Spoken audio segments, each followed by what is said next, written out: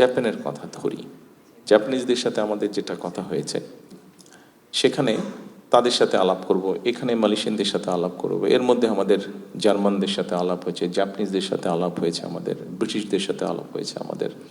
আমাদের দেশে যে টেকনিক্যাল ইনস্টিটিউশনগুলো আছে এগুলো আমরা ডেভেলপ করতে চাই, এগুলোকে আমরা আপগ্রেড করতে চাই।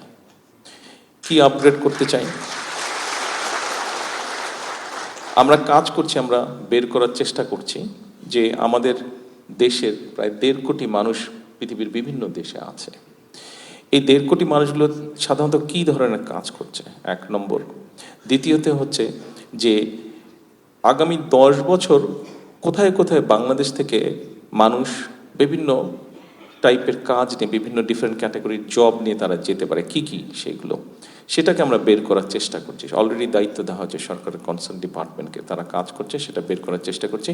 সেইভাবে করে আমরা আমাদের লোকজনকে রেডি করব। যেমন ধরেন, আমরা যদি জাপানের কথা ধরি, জাপানিজদের সাথে আমাদের যেটা কথা হয়েছে, তারা তাদের দেশে নিশ্চয়ই আপনাদের ধারণা আছে, এখান থেকে তো খুব বেশি দূরে না, তাদের দেশের পপুলেশন কিন্তু এখন মাইনাসের দিকে, অর্থাৎ তাদের দেশে বয়স্ক মানুষের সংখ্যা বেশি, কর্মক্ষম বা ইয়াং মানুষের সংখ্যা কম, তাদের দেশে কমে যাচ্ছে ধীরে ধীরে। ফলে তাদের বড় দুটো সমস্যা দেখা দিচ্ছে।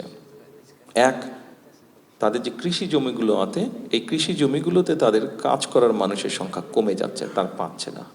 2, যেহেতু বয়স্ক মানুষের সংখ্যা বেশি, তাদের একটা সমস্যা হচ্ছে তাদের কেয়ারটেকার তারা পাচ্ছে না। বয়স্ক মানুষদেরকে যে লুক আফটার করতে হবে, তাদের মিল ফ্যাক্টরিতে হয়তো রোবট কাজ করছে, কিন্তু রোবট তো আর মানুষকে ওইভাবে টেক কেয়ার করতে পারে না। মানুষের তো হিউম্যান টাচ দরকার, হিউম্যান ফিলিংস দরকার, এখন কেয়ারার দরকার।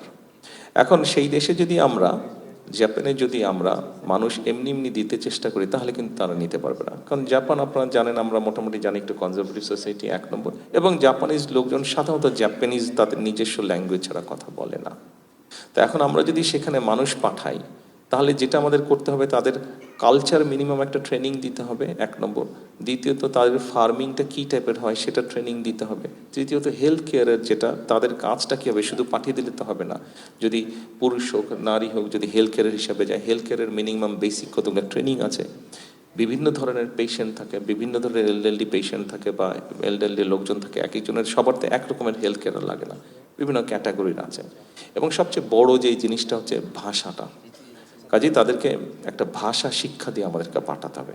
কাজে আমরা সেভাবে করে সাজানোর চেষ্টা করছি, একটু সময় লাগবে, আমরা সেভাবে করে গড়ে তোলার চেষ্টা করছি আমাদের ইনস্টিটিউশনের ভাষাগুলোকে।